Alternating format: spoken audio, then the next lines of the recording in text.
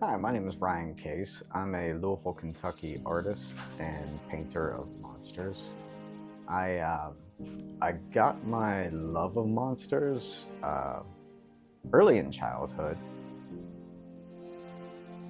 I had a really awesome childhood. I was adopted when I was a month old, and my parents were really cool, really amazing, really nice.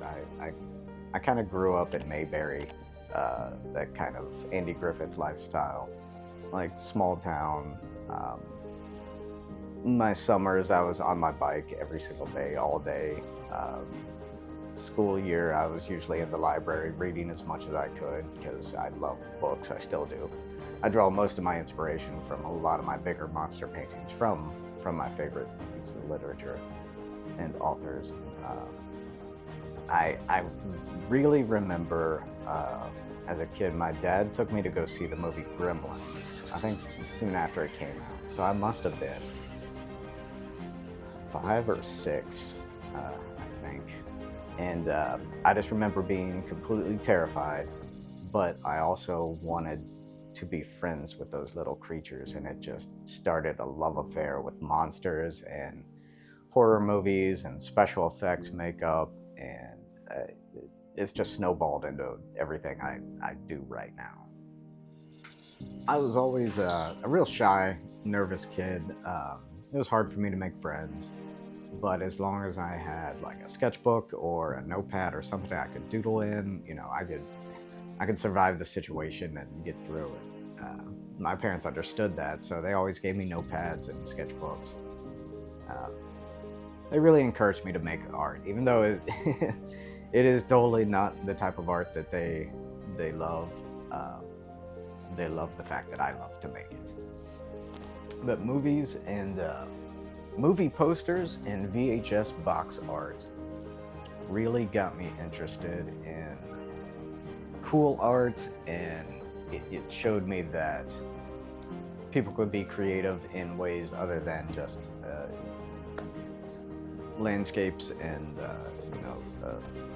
bowls of fruit, which is fine, but it's just not for everybody. Just like my style is not for everybody. But seeing those weird creations on posters and VHS boxes made me like want to research who did these, and that led me to finding the artist names. And you know, I've connected with a couple of them over the years, and let them know how much their creepy artwork influenced me and helped push me to where I am today. And yeah, movies, film, and books are just that's just where I draw everything from.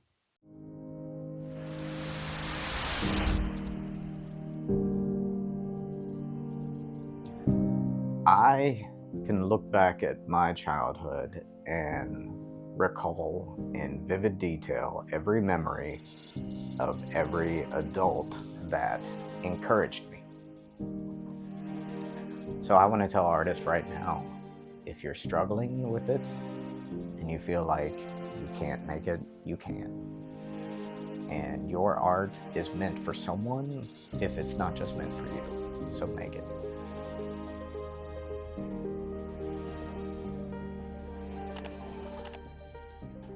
Well, when I was a little kid, and most grade school kids, they learn about Edgar Allan Poe at Halloween time, where the teacher recites The Raven. And I remember in third grade, we had to memorize a part of The Raven and recite it in front of the class.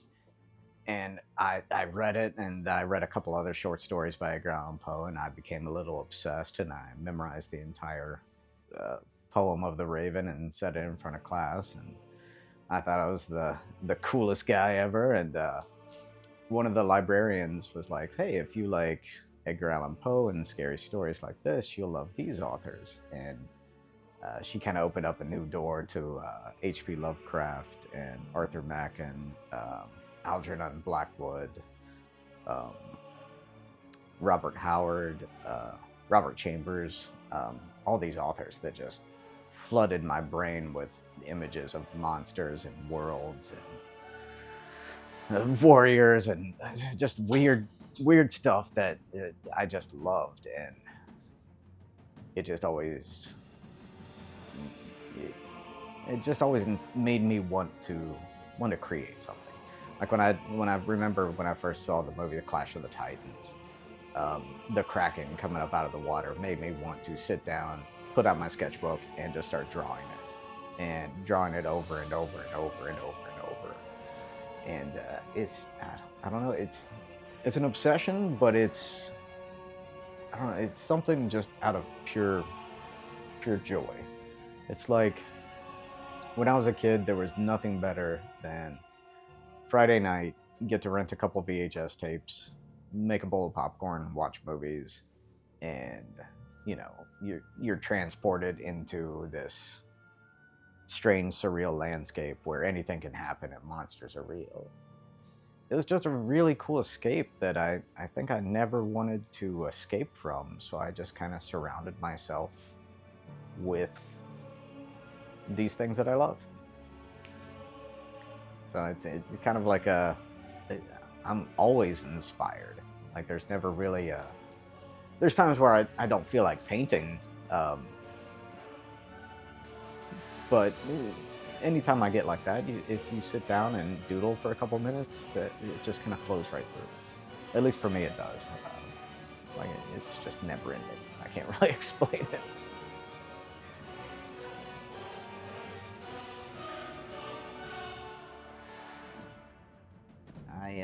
I grew up in Maysville, Kentucky. I had a really fun childhood. Grew up in the '80s, so I was mostly on my bike, uh, jumping dangerous things or buying fireworks and doing things that kids in the '80s did. Um, but I always loved art, and I always loved reading, and I always loved movies. And what really got me interested in art a lot was the movie poster art and the VHS box art. And it opened up this world. It's like, okay, someone handcrafted this and created this. Who are they, and what else have they created, and how can I get into this world, or how do I turn my creations into something this magnificent to inspire someone else? I draw a lot of my inspiration from books. As a kid, I was either at the library um, or just reading a book somewhere. It was really cool because the the downtown library in Maysville, Kentucky, had a pioneer graveyard in the back of the library.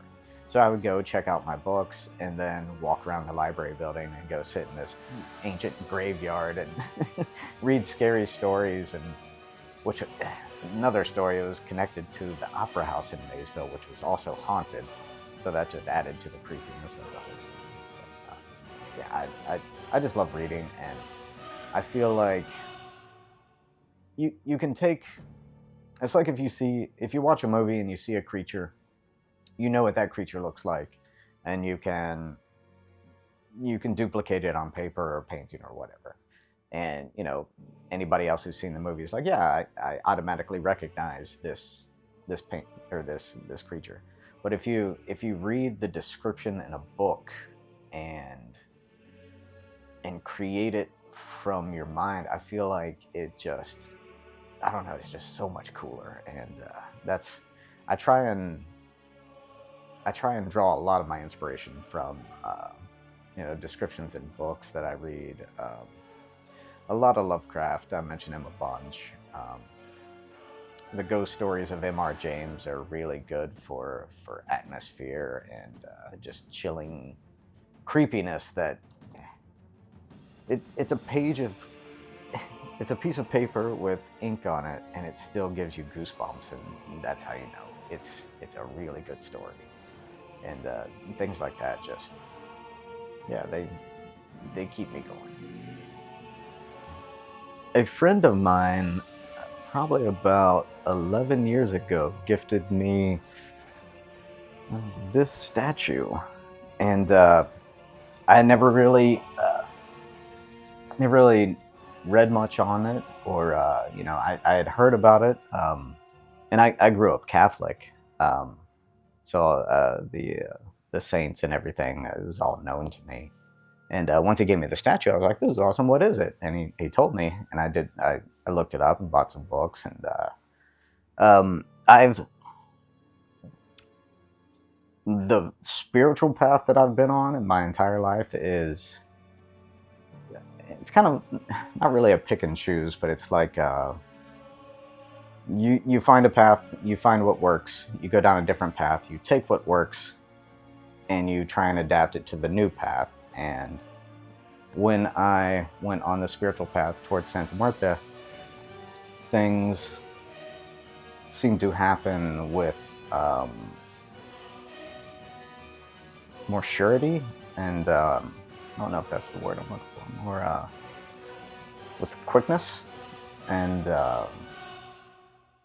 I've been on that path for about 10 years now, and she's protected me and given me all sorts of blessings. So I'm very grateful to have been shown that path. So you say you started painting at 15 years old? No, about 15 years ago. Okay. Yeah. When I was 15, it was mostly just drawing and inking. I wanted to be a comic book artist. So when do you start painting?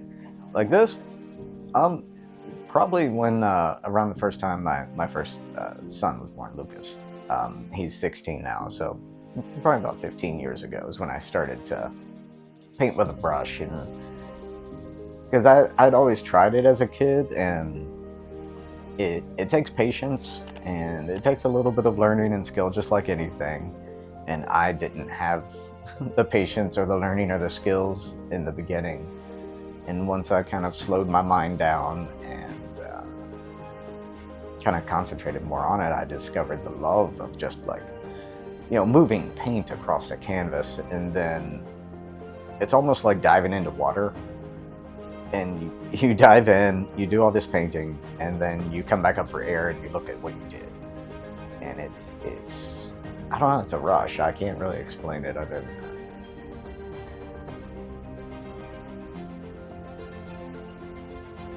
How hard is being an artist? Oh, can I cuss? It's fucking hard. It's so hard. It's the most ridiculous thing I've done, and it has pushed my levels of stress and dedication, but it's all worth it. Like it's opened so many doors for me, and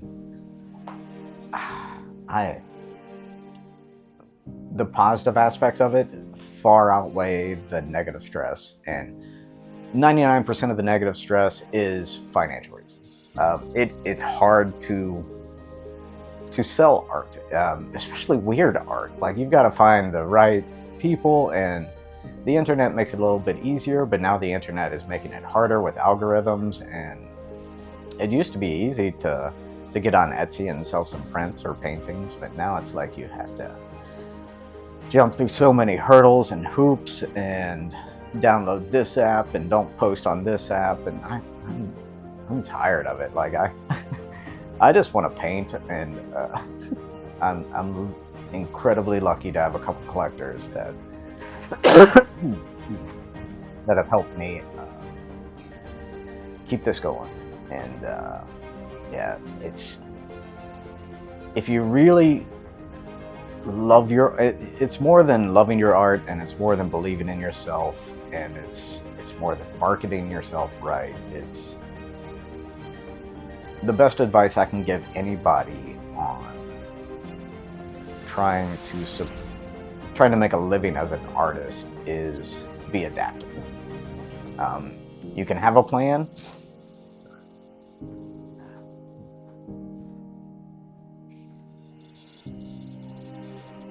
You can have a plan, but if that plan doesn't work out, have a plan B and be able to move and flow. Because if you have one plan and you're like, this is my one thing that I can do, and if it doesn't happen this way, it's not going to happen, then it's not going to happen, because it never goes the way you plan it. It's complete chaos at most times.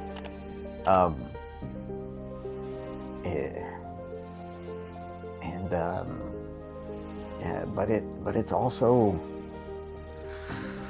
oh man, it's so rewarding at times too, and it's so cool.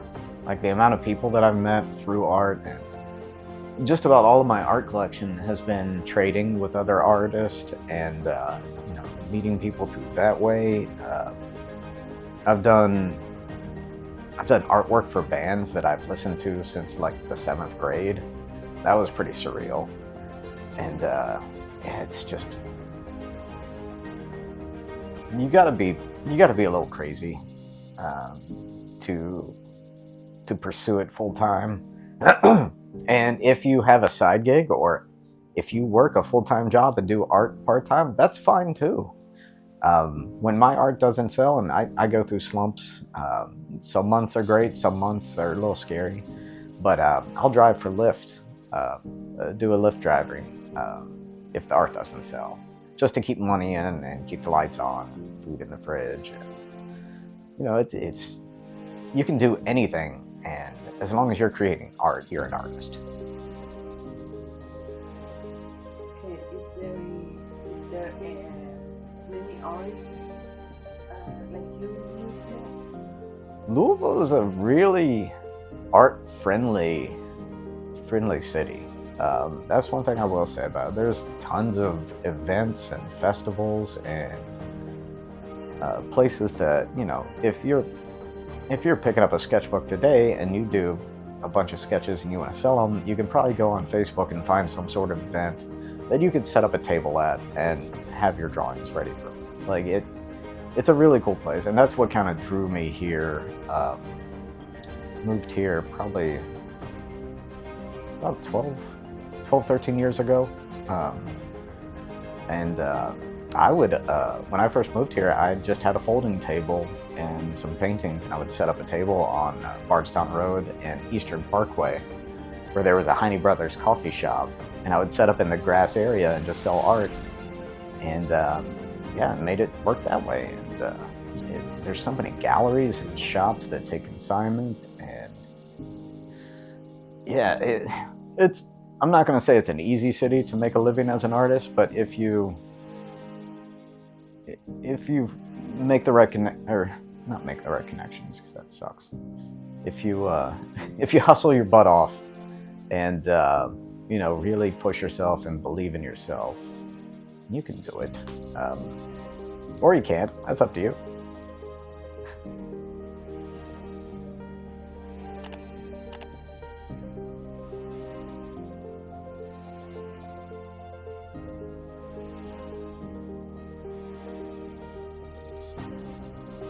Like local artists? No. Just artists in general? Oh, so many. I'd have to say the top 3 painters who inspire my work the most. Frank Frazetta is just one of the best artists to ever live. I can't say enough awesome things about his artwork and how much it's inspired me, and inspired not only me, but generations of new artists to pick up brushes, even if it's just to try it out for the first time. So Frazetta is definitely a top one. As far as like an influence on my styles, Basil Gogos, like his bright colors and movie posters. A friend of mine gifted me one of his art books years ago, and I just soaked it up, and I was like, you can paint pink monsters and green monsters, and the way he lit his references and different shades of light flying off everything. It was just so cool looking. It was just real candy for your eyes, especially as a kid. Like seeing that type of artwork is just like, yeah. And then I guess my other biggest reference would be Ralph Steadman. Watching him work and watching his documentary, For No Good Reason, hearing him talk about his artwork and watching him just splatter ink around and have a great time doing it. And on all his work with Hunter S. Thompson and the Gonzo work, like it was such a big inspiration for me as far as like blazing my own trail forward and making a mess as I go. Yeah, those three, top three painters. And as far as like local painters, there's amazing people. Damon Thompson does tons of murals around town. Gerald Tidwell has been painting skulls and cool hot rod stuff for like 1,000 years.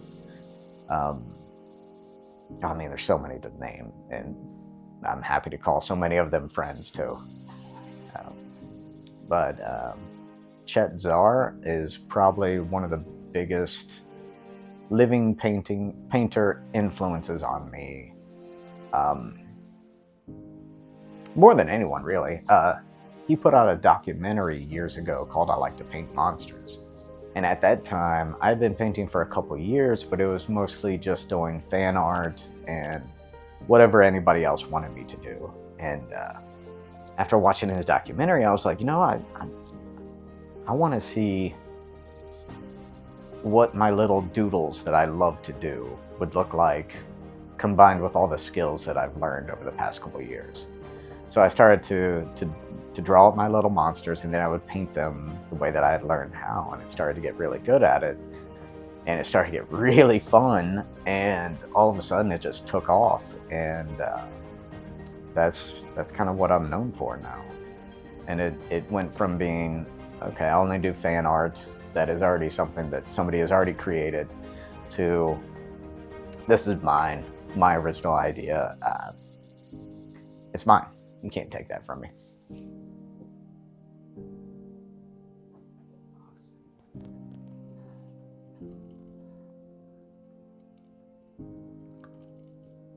Is there something that you want to like achieve to this point?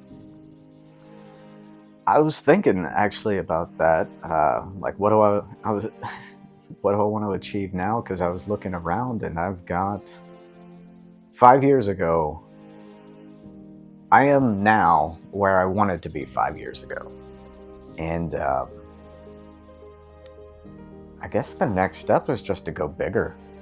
Like I started out doing mostly like 8x10, 11x14 paintings, and with the support of my Patreon members and a few collectors, like I've started to do a lot larger pieces, which I can add so much more into. I can dive into a more.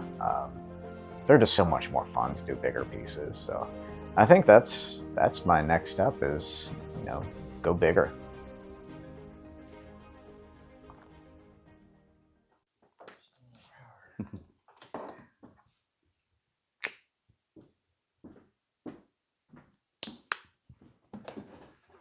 It's acrylic, right? What's it? Yeah, acrylics. Yeah, I like acrylics and inks. I use these inks a lot. They dry really fast, Yeah. and it gives cool little textures. I always start out with just a shape and kind of build up from there. So we're gonna go.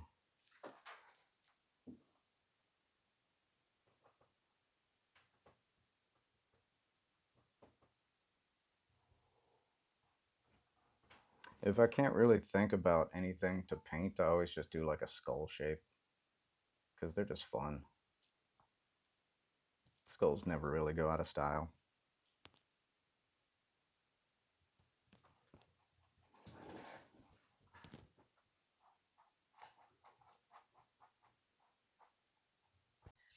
I'm just a chill dude who likes to paint weird stuff, and like I can't paint from a place of, or I don't want to paint from anywhere, from a place any other than a place of joy and happiness. Like if I can't put good energy into my paintings, then I won't pick up the brush.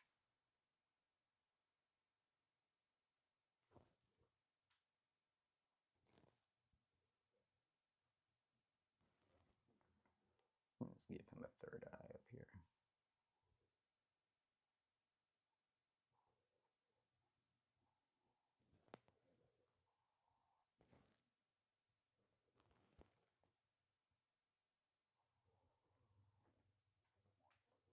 The cool thing about painting monsters is that there's no wrong way to do it. There's no anatomy you're getting wrong. It's however you want to make it, which is really how art should be in general.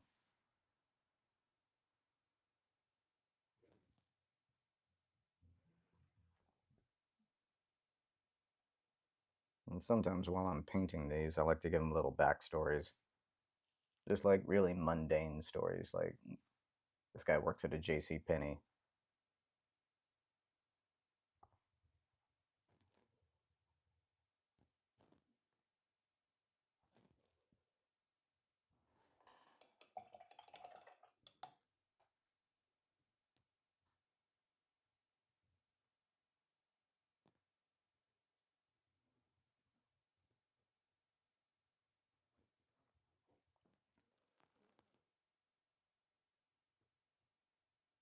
I teach making monsters art classes for kids and adults, and it's always fun to listen to. My favorite part is just listening to the kids like bounce ideas off each other, because it's basically what I'm doing right now, just like a step by step.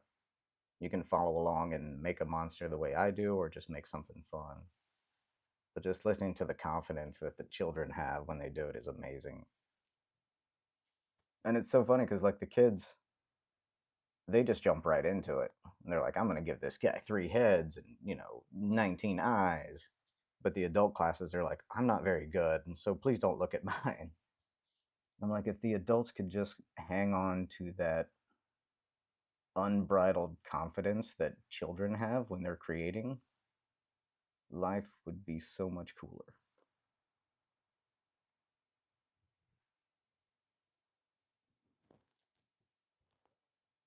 And that's kind of how I face each day. Like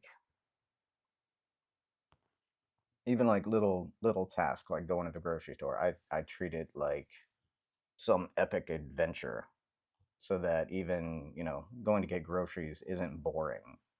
Like I never want to be bored.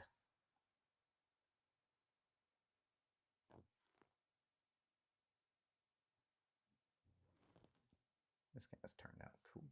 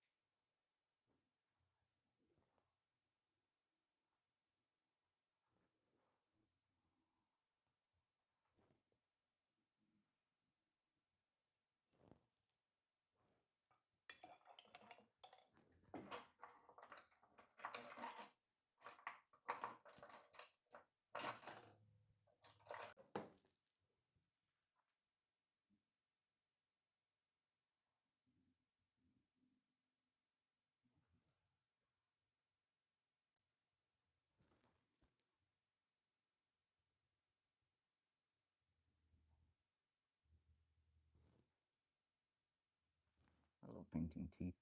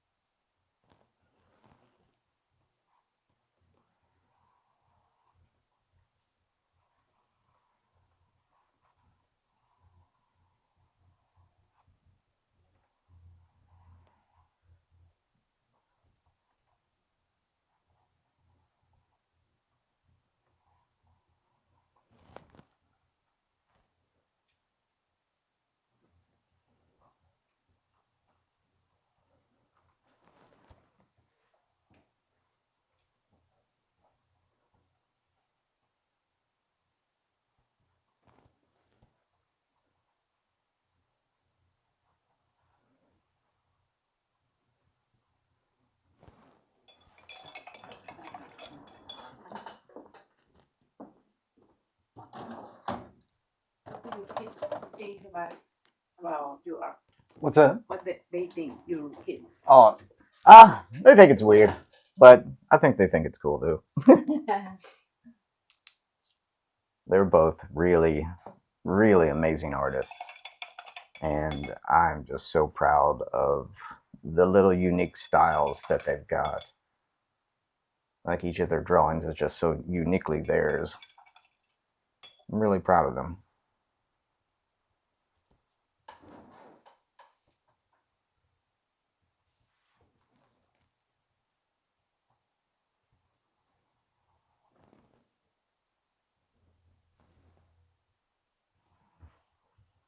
I hope they stick with art because it's really an amazing path to follow.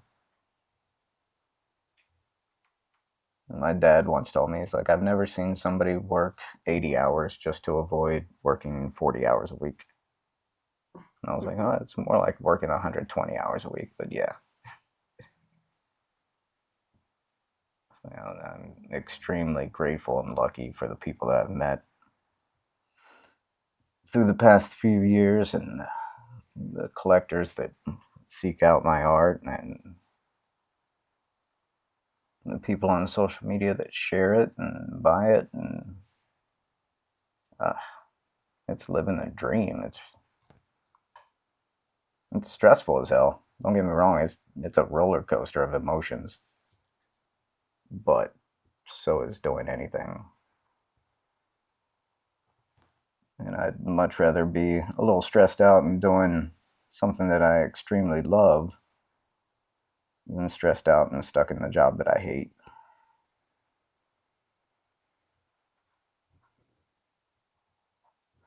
I mean, you don't even have to make art for money, just make art for yourself. And that's one thing that I've really struggled with. Because, like I said, the first painting that I made, I learned that I could sell it, and it really made it hard for me to make art without thinking of putting a price tag on it. And that's something that I'm working on now. Just making about once a month, I'll make a small painting or a drawing, and I won't photograph it. I won't show anybody. Uh, I won't post it on social media. It'll be just for me, and then I'll take it out in the backyard and I'll burn it so that I'm the only one who gets to see it, and that's mine.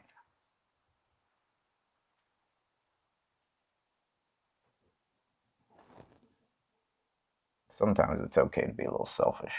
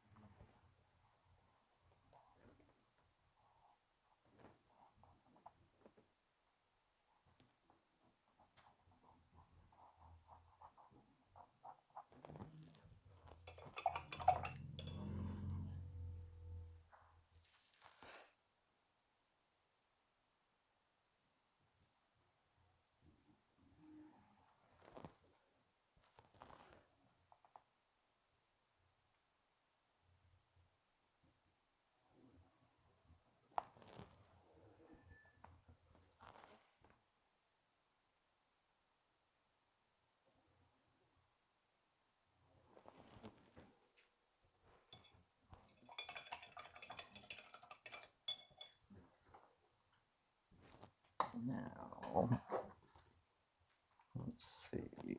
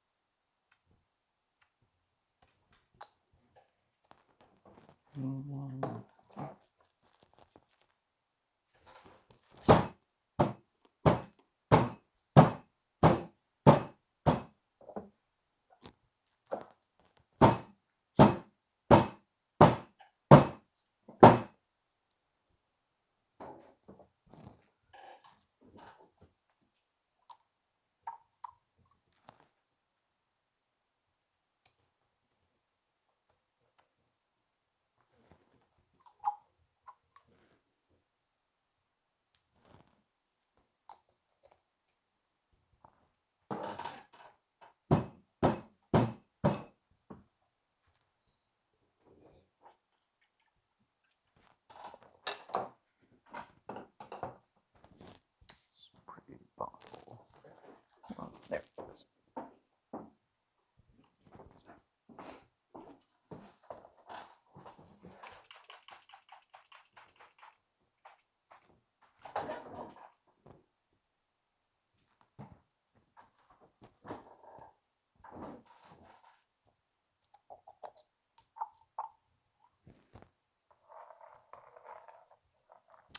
I really like to get to a point at a painting where I could feel like I could sign my name and call it finished.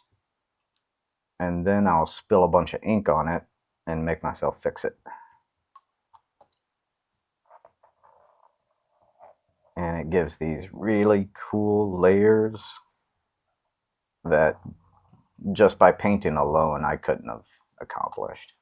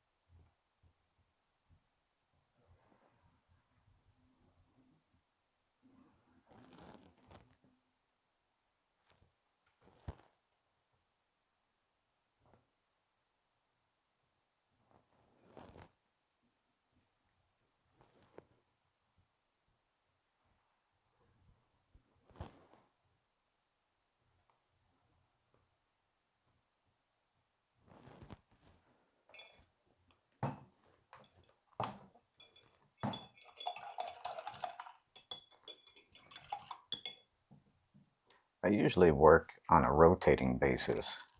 So while I'm drawing something over here, I'll paint something here. While this dries, I move it to any of those pieces over there, and just keep switching them out until I finish something.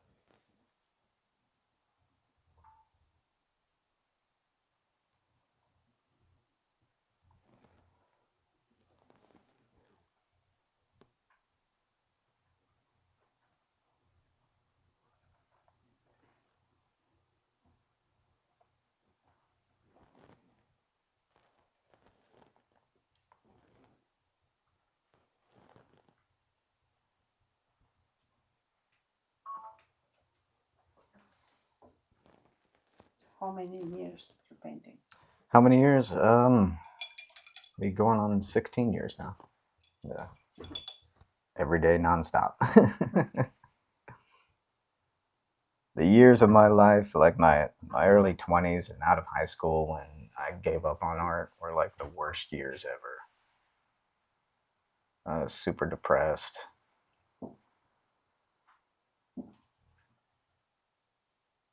And it's when I just got inspired, pick it up again.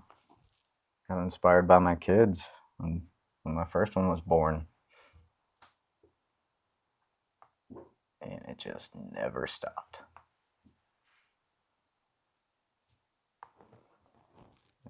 If those kids get anything from me, it's hopefully a love of art and be a good person.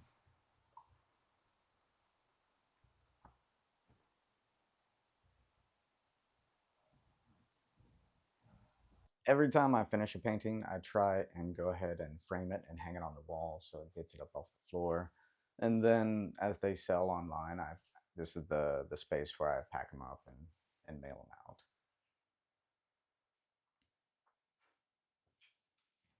What was the last time that you um, pre make did an exhibit? The last show I did, it's been a little while. I really don't have a whole lot of luck with like doing art shows, but they're a lot of fun. I don't really make a lot of how should I say this? It's more for connecting with people than it is for making money. And I've just been really lucky with connecting with the right people over the years too. Yeah, come see the video. Just want to make sure these lights are.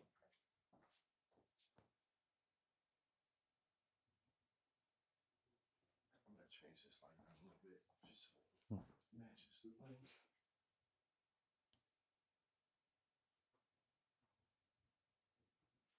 I love to find really ornate and unique frames to put on each piece.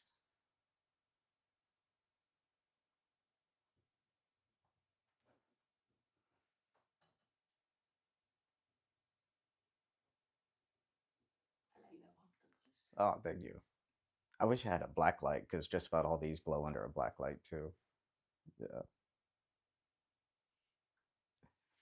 Tell me about that one because that one is This one, these I like to take old, like vintage prints from thrift shops or Goodwill or yard sales, and then I'll add monsters to them. Then I've got a couple stacked up here that I'm going to be working on. And I've got that one there that's finished, but it was an old painting that I just added monsters to.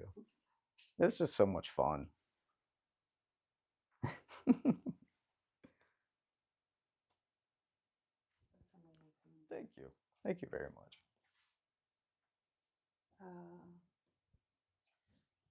What else can we do? I don't know.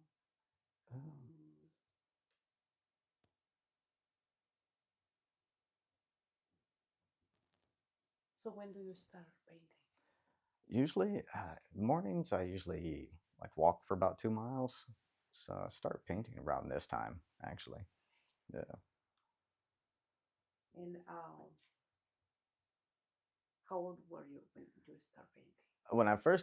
When I was a little kid, I wanted to be a comic book artist. So it was all pen and ink and monsters and stuff like that. And I never really got into painting till about 16, 17 years ago because I wanted to be I got really obsessed with like Banksy and Shepard Fairey and graffiti artist and stencil artist.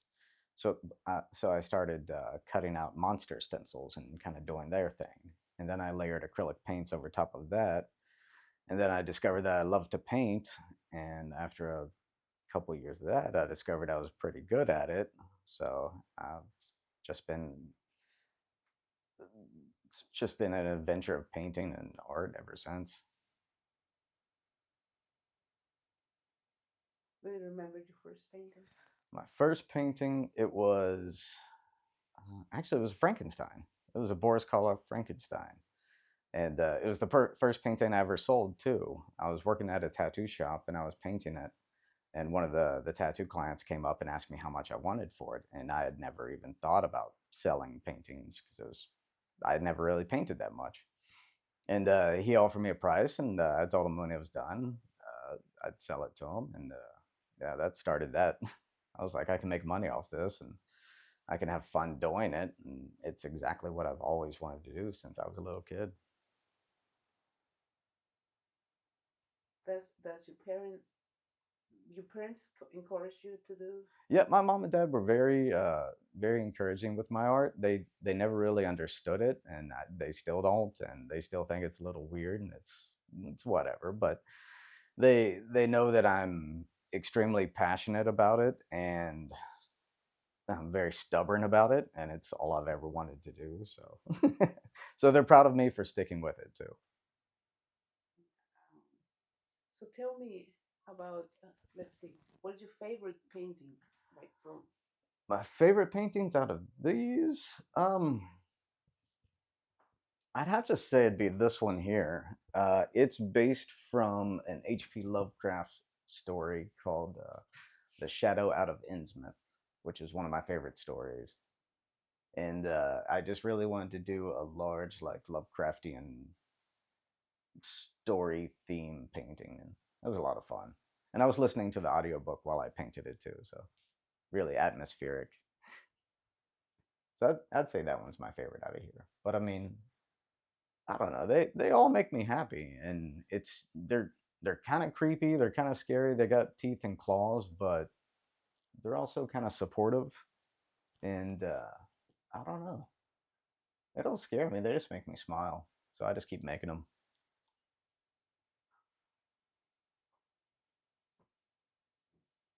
See, this is packaging. Yeah, these have been sold, and I've got a Patreon website where people subscribe and pay like a monthly subscription. And after a certain amount of months, your subscription, you get mailed a painting or prints or stickers. I've got buttons, all sorts of goodies that I give away, buttons, stickers. I really appreciate anybody that supports my work, especially through Patreon, because it's so hard to get people to move over to another platform. But it's also so very important for artists to have a platform like that, that the algorithm doesn't bury your work, and you know that the people that are subscribing to your membership definitely want to see what you're doing. Yes, I think it's very important. Oh yeah. Is this something that you did, or? These are actually my friends' sculptures, or not my friends, people I know. This is a Chet Zar sculpt. It's really cool. I love his work. He's one of my biggest influences. And then these three are by an artist named Skinner, who's a huge influence on me. Super rad guy. My friend Lauren made this beautiful thing. It's one of my favorite pieces. It's so cool.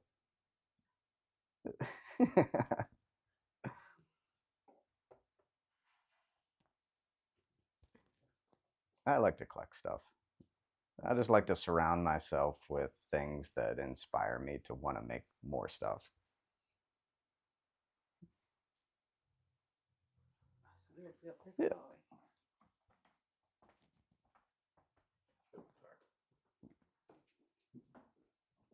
You want to hold camera?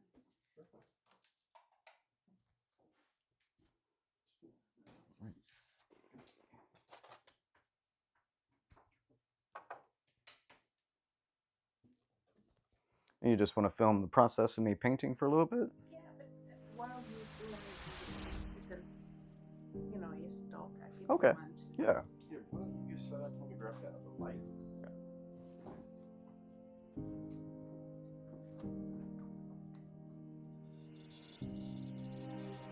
Do you drink energy drinks? I keep saying that I'm gonna stop drinking them, and I've cut down way a lot. But they It actually, or not really. It just makes sure I don't have a headache in the morning. Caffeine headache.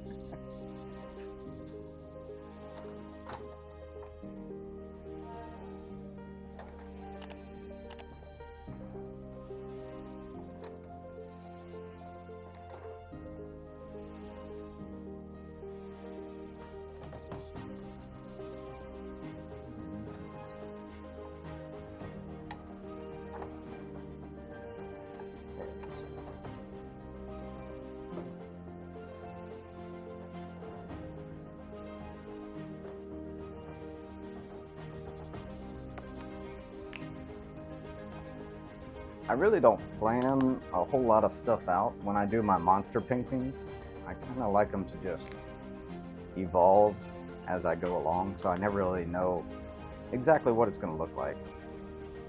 I've got like a general idea of how I want to make it look, but did that exhibit? the last show I did, It's been a little while. I really don't have a whole lot of luck with like doing art shows, but they're a lot of fun. I don't really make a lot of, how should I say this?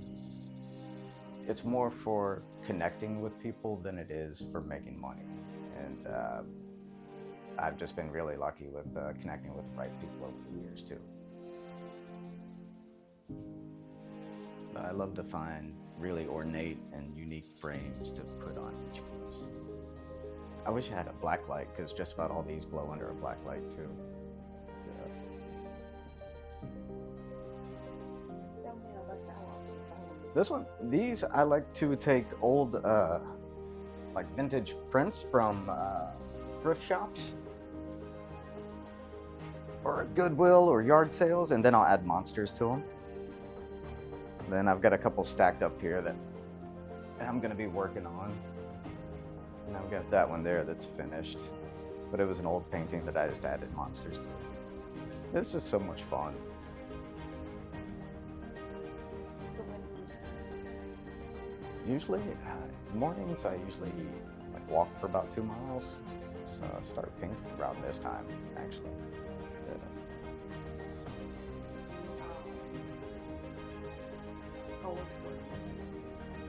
When I was a little kid, I wanted to be a comic book artist. So it was all pen and ink and monsters and stuff like that. And I never really got into painting until about 16, 17 years ago, because I wanted to be, I got really obsessed with like Banksy and Shepard Fairey and graffiti artist and stencil artist. So I started cutting out monster stencils and kind of doing their thing. And then I layered acrylic paints over top of that.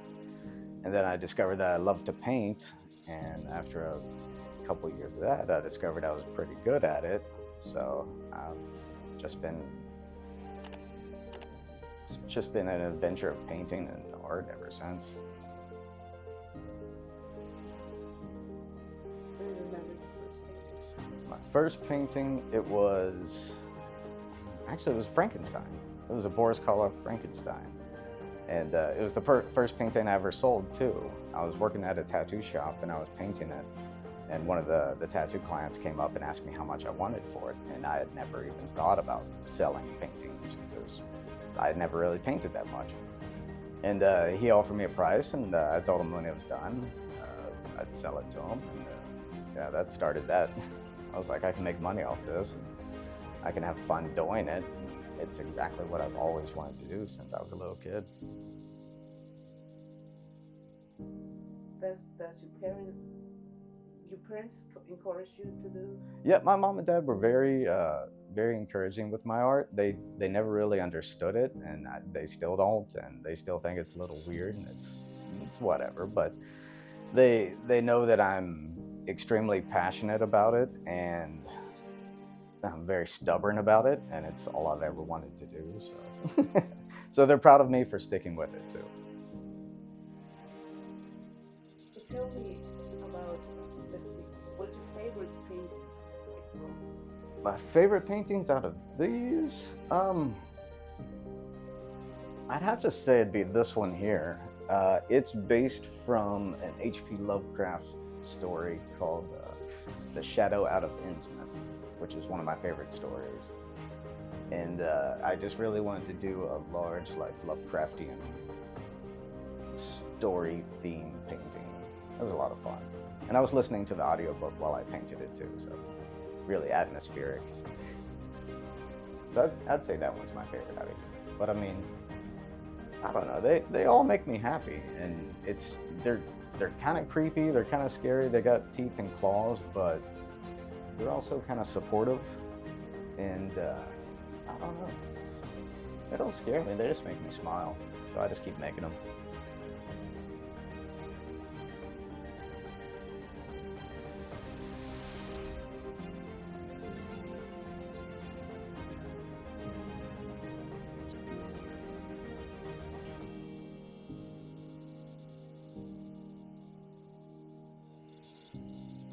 There was an interview with Harry Dean Stanton, and he was asked that same question. And I think I'm gonna have to steal his answer. It doesn't matter.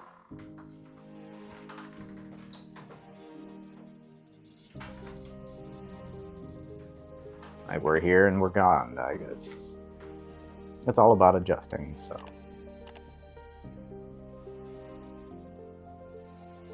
So it was okay. Yeah. Can you repeat that? Yeah. Harry Dean Stanton was asked that same question, and I love his answer, so I'm just going to steal it. And it doesn't matter. Once I'm gone, I'm gone. So however I'm remembered is up to the people that remember me, and it's just up to me to be me.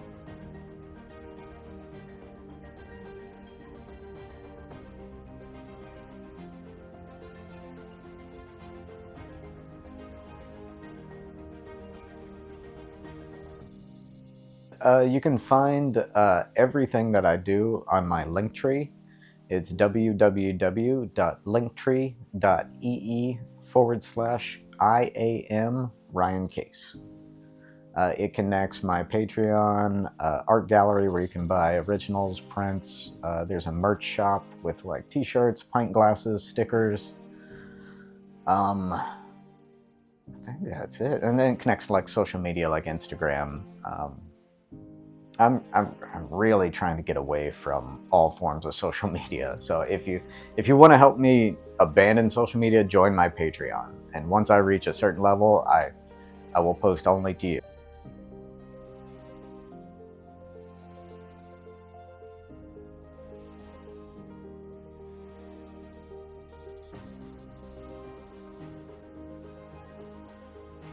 Yeah. There's Aurora Gallery is on Shelby Street. They've got so much stuff from amazing local artists. It's really a cool shop. There's Grady Goods on Baxter Avenue, I believe. Really cool locally owned shop. They've got a ton of stuff from a bunch of different local artists too, and both those places are just really cool to walk in and check out, and they just make you feel good when you leave. I'm trying to think if there's anywhere else I've got my work. Oh, over in New Albany at Bad Cat Boutique, you can find some of my prints. And we're going to be doing some art classes over there soon too.